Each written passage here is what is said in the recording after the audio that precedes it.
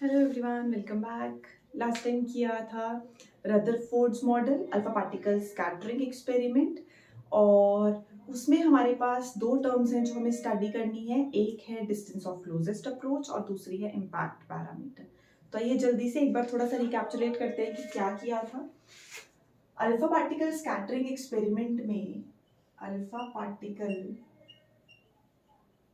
Scattering experiment जो हमने किया, उसमें जो रिजल्ट्स आए थे बेटा हमारे पास कि जो 99.86% ऑफ अल्फा पार्टिकल्स हैं वो क्या करते हैं, वो मूव करते हैं, मूव्ड अनडेविएटेड। और नेक्स्ट 0.14% ऑफ अल्फा पार्टिकल्स जो हैं, मीन्स ये अप्रोक्सीमेटली 0 डिग्री पे गए थे, दे मूव्ड और deviated at an angle greater than 1 degree। फिर हमने बोला उसके बाद कि हमारे पास जो थर्ड चीज आई 1 in 8,000 वो गए मोर देन 90 डिग्री। फिर हमने बोला 1 in 1 million वो चले गए 180 डिग्री। तो इसको बेसिकली स्टडी करने के लिए एनसीईआरटी में हमारे पास एक ग्राफ भी है जो कि है n versus theta, number of particles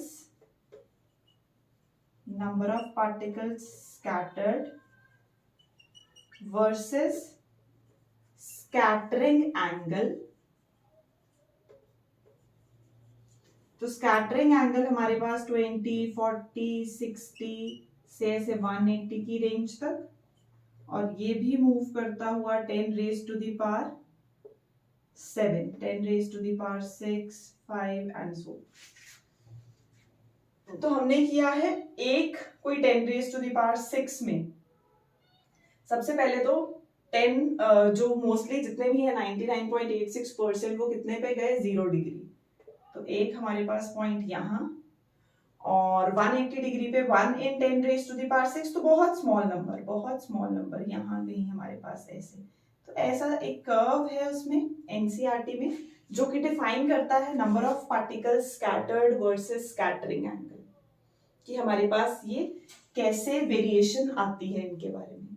तो बेटा ये जो हमने रिजल्ट किया, जो हमारे पास रिजल्ट आए, इससे हमने कंक्लूड किया था कि अगर इतनी स्पेस वो अनडेविएटेड मूव कर गए तो हमारे पास इतनी स्पेस क्या थी, एम्प्टी थी। फिर हमने बोला अगर वो मोर देन 1 डिग्री डेविएट किए हैं तो इसका मतलब हमारे पास क्या है, इतनी स्पेस कैसी है, वहां पे कोई एक पॉजिटिव चार्ज है। इस पॉइंट से आया वो पॉजिटिव चार्ज है, हाईली कंसंट्रेटेड है, concentrated in a small space. उसको हमने क्या बोल दिया, न्यूक्लियस बोल दिया। न्यूक्लियस का साइज किया था हमने 10 raise to the power -15 metre.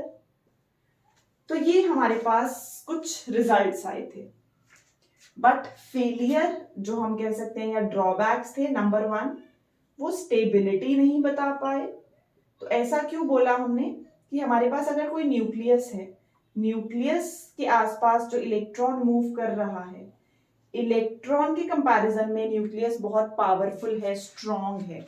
वो क्या करेगा, वो इसको अपनी तरफ अट्रैक्ट कर लेगा, मींस इलेक्ट्रोस्टैटिक फोर्स लगाएगा। हमने बोला ये यूनिफॉर्म सर्कुलर मोशन में अगर ये ऐसे मूव कर रहा है, मींस कॉन्टिन्यूसली मूव कर रहा है, बीइंग अ चार्ज पार्टिकल, इसकी वेलोसिटी हर पॉइंट पे चेंज हो रही है। वेलोसिटी चेंज हो रही है मतलब ये एक्सेलरेट कर रहा है। एक्सेलरेटेड पार्टिकल एमिट करता है इलेक्ट्रोमैग्नेटिक रेडिएशंस। हमारे पास हमने बोला था रेडिएशंस एमिट करेगा, एनर्जी एमिट करेगा। अगर एनर्जी एमिट करेगा, ऐसे ऐसे किसी को बोलो चल घूमना शुरू हो जा, सुबह का खाना दे रखा है, सारा दिन ऐसे ऐसे ऐसे ऐसे गोल गोल घूमता रहे और वो रेडिएशन एमिट कर रहा है, मतलब उसकी एनर्जी जो है वो यूज हो रही है, उस प्रोसेस में यूज हो रही है, वर्क डन करने के लिए यूज हो रही है। तो अगर ये ऐसे मूव करता रहेगा, रेडिएशन एमिट करता रहेगा, तो एक पॉइंट ऐसा आएगा आते आते इसकी एनर्जी खत्म, तो मीन्स ये तो फिर ऐसे आके फॉल करना चाहिए था, बट ऐसा नहीं होता।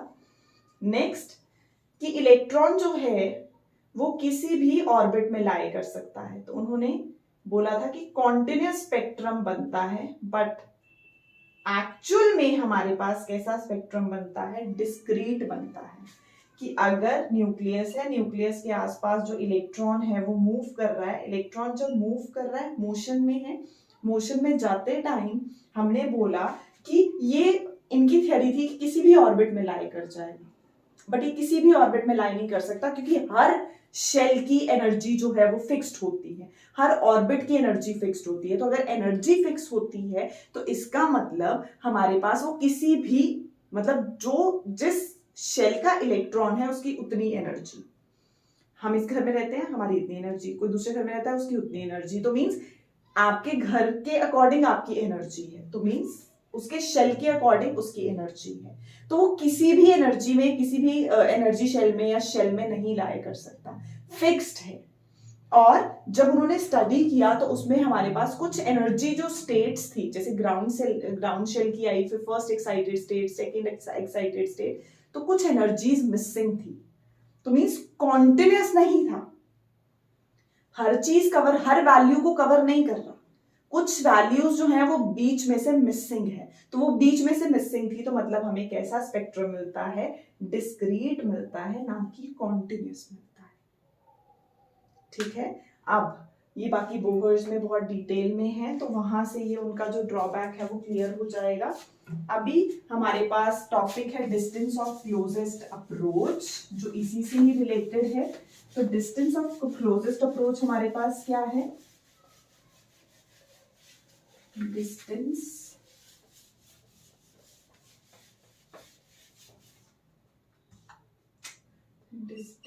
ऑफ क्लोजेस्ट अप्रोच,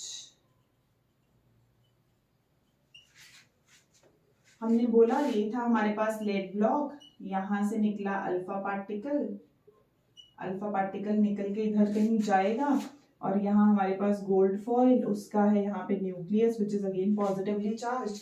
तो जब ये मूव करता हुआ जाएगा कहीं ना कहीं, मतलब जाते जाते जाते जाते कहीं किसी पॉइंट पे इसकी एनर्जी जो है खत्म हो जाएगी। यहां से गया, हमने इसको कुछ एनर्जी देके भेजा, चलना शुरू हुआ, चलते चलते चलते चलते रास्ते में जाके, क्योंकि ये वर्क डन कर रहा है, सेम हमने ड्यूल में भी पढ़ा था कि अगर हमारे पास कोई पॉजिटिवली चार्ज पार्टिकल आ रहा है तो ये पॉजिटिव उसको फोर्स लगा रहा है। कैसी फोर्स लगा रहा है, रिपल्सिव फोर्स लगा रहा है। ये आने की कोशिश कर रहा है, बोल रहा है वापस जा, ये आने की कोशिश कर रहा है, उसको रिपेल कर रहा है, ये फिर आने की कोशिश कर रहा है, रिपेल कर रहा है, तो मीन्स ये वर्क डन कर रहा है अगेंस्ट दिस रिपल्सिव फोर्स। तो आते आते क्या होगा, किसी पॉइंट पे उसकी एनर्जी जो है वो खत्म हो जाएगी। पॉजिटिवली चार्ज पार्टिकल आ रहा है, वो मूव करते करते करते करते किसी पॉइंट पे क्या आएगा, एनर्जी जो है इसकी खत्म, क्योंकि वो वर्क डन कर रहा है अगेंस्ट दी रिपल्सिव फोर्सेस। तो एनर्जी कंज्यूम हो रही है उसकी, आते आते रास्ते में कहीं एनर्जी खत्म हो जाएगी। तो सपोज आके यहाँ कहीं खत्म हुई, तो ये इतना जो डिस्टेंस जो बच गया उसका, ये डिस्टेंस है डिस्टेंस ऑफ क्लोजेस्ट अप्रोच। किससे रिप्रेजेंट करते हैं, R0 से रिप्रेजेंट करते हैं। कौन सा कॉन्सेप्ट लगा इसमें, law of conservation of energy. यहां पे कुछ उसकी इनिशियल काइनेटिक एनर्जी थी, यहां आते आते उसकी जो फाइनल काइनेटिक एनर्जी हो गई वो 0 हो गई। बट दो चार्जेस के बीच में कौन सी फोर्स लगती है, इलेक्ट्रोस्टैटिक। उनके बीच में जो पोटेंशियल एनर्जी होगी कौन सी होगी, इलेक्ट्रोस्टैटिक पोटेंशियल एनर्जी। यूनिट 1 तो कितनी होती है, K Q1 Q2 by R। Alpha particle का charge Q1 plus 2E, helium nucleus, 2 electron 2 proton 2 neutron है। जब 2 इलेक्ट्रॉन डोनेट कर देता है तो 2 प्रोटॉन्स 2 न्यूट्रॉन्स रह जाते हैं, चार्ज रह गया प्लस 2E। और यहां पे एटम का Q2 निकालना है, तो Q2 कितना आ जाएगा, plus ZE, atomic number Z, क्योंकि Z क्या बताता है, कितने नंबर ऑफ प्रोटॉन्स हैं उसमें, तो number of protons into charge on each, तो टोटल चार्ज आ गया। तो इसका मतलब हमारे पास अब अगर हम बात करें अल्फा पार्टिकल के साइज की, बहुत स्मॉल है। अगर उसको यहां से यहां डिस्टेंस ट्रेवल करके जाना है तो उस स्मॉल पार्टिकल के लिए वो डिस्टेंस कितना हो गया, इनफाइनाइट हो गया। कोई बहुत बहुत ही माइन्यूट चीज है, ऐसे इस बेचारे को इतना लंबा डिस्टेंस कवर करके जाना है तो इसके लिए कितना है, इन्फिनिटी डिस्टेंस है। तो मींस ये वाला डिस्टेंस हमारे लिए कितना हो जाएगा, इन्फिनिटी हो जाएगा, इनफाइनाइट हो जाएगा। और ये तो आर नॉट है। लगाते हैं law of conservation of energy. Law of conservation of energy, mechanical energy. Mechanical energy means kinetic plus potential is equal to kinetic plus potential. तो काइनेटिक प्लस पोटेंशियल मेरे पास क्या है, क्या हो जाएगी,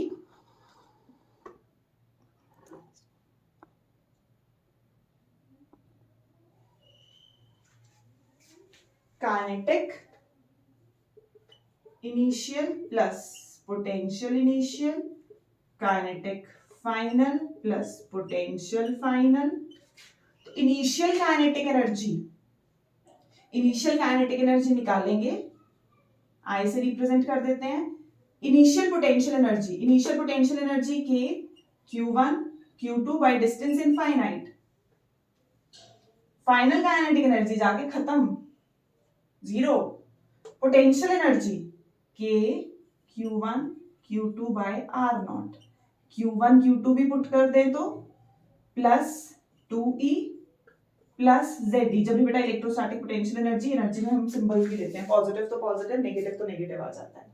और आर नॉट हो गया डिस्टेंस ऑफ क्लोजेस्ट अप्रोच। के क्या है, 1/4 epsilon not. Epsilon not permittivity. तो ये हमारे पास वैल्यू आ गई 1/∞, 0।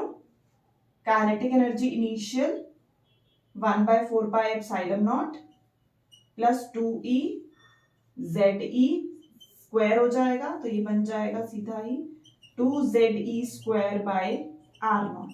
आर नॉट तो चाहिए, आर नॉट आ गया 2ZE square by 4 epsilon not kinetic energy. जितनी एनर्जी ज्यादा उतना डिस्टेंस ऑफ क्लोजेस्ट अप्रोच कम। जितनी पीछे से वो एनर्जी ज्यादा लेके आएगा उतना डिस्टेंस कम होगा, जितना क्लोजेस्ट ऑफ अप्रोच जो डिस्टेंस है वो कम हो जाएगा। मतलब जितनी ज्यादा एनर्जी लेके आएगा उतना डिस्टेंस ऑफ क्लोजेस्ट अप्रोच कम होगा।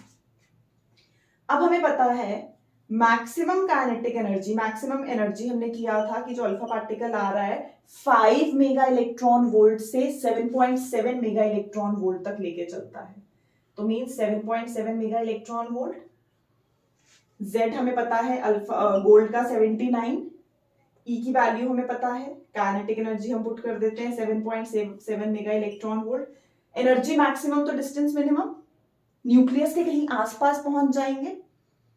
तो मींस जितनी ज्यादा एनर्जी उतना डिस्टेंस कम, जितनी ज्यादा एनर्जी उतना डिस्टेंस कम। आर नॉट कितना आ गया, वैल्यूज पुट करते हैं तो हमारे पास यहाँ पे डिस्टेंस आ जाता है 30 फर्मी के आसपास। बट जब हमने एक्चुअल कैलकुलेट किया था तो वो 6 फर्मी के आसपास जो गोल्ड है उसका जो हमारे पास साइज आया था तो इतना आया था। तो मींस यहां पे ये हमारे पास कितना आ गया, 30 फर्मी आ गया। तो ये है डिस्टेंस ऑफ क्लोजेस्ट अप्रोच। हमने क्या बोला, डिस्टेंस ऑफ क्लोजेस्ट अप्रोच वो मिनिमम डिस्टेंस है जहां तक आते आते जो हमारा अल्फा पार्टिकल है उसकी एनर्जी खत्म हो जाती है। Law of conservation of energy लगाया, कुछ एनर्जी लेके आया, यहाँ काइनेटिक एनर्जी 0। पोटेंशियल एनर्जी क्योंकि इस पार्टिकल के लिए जो डिस्टेंस है वो कितना है, इनफाइनाइट है, तो 0 हो गई। पोटेंशियल एनर्जी यहाँ पुट की Q1 Q2 bye R। Q1 है प्लस 2E, Q2 है plus ZD।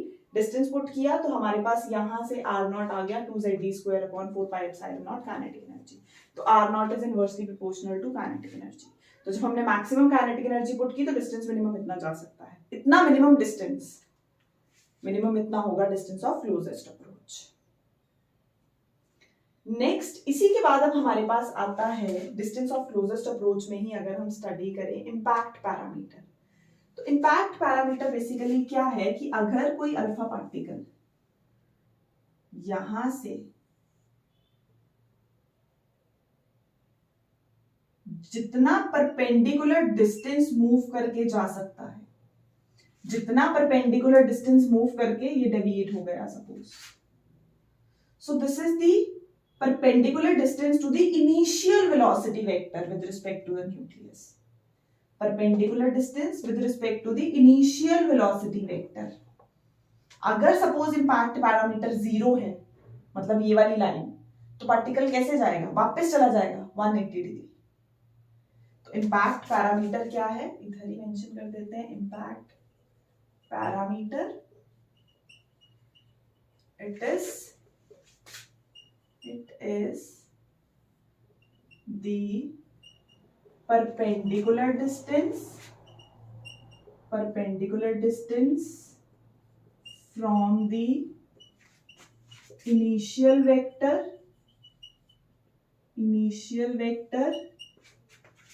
with respect to the atomic nucleus।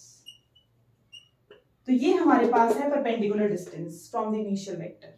Initial कौन सा वेक्टर है, velocity vector, initial velocity vector. तो ये आ गया आपका परपेंडिकुलर डिस्टेंस। यहां से जो पार्टिकल मूव करता हुआ जाएगा वो हमारा इंपैक्ट पैरामीटर है। अगर इंपैक्ट पैरामीटर जीरो तो एंगल ऑफ स्कैटरिंग 180 डिग्री। अगर इंपैक्ट पैरामीटर 0 तो angle of scattering 180 degree. Clear है? हमने किया डिस्टेंस ऑफ क्लोजेस्ट अप्रोच, हमने किया इंपैक्ट पैरामीटर। तो डिस्टेंस ऑफ क्लोजेस्ट अप्रोच ये है, इंपैक्ट पैरामीटर ये है। इंपैक्ट पैरामीटर क्या है, वेलोसिटी वेक्टर। चलिए बाय।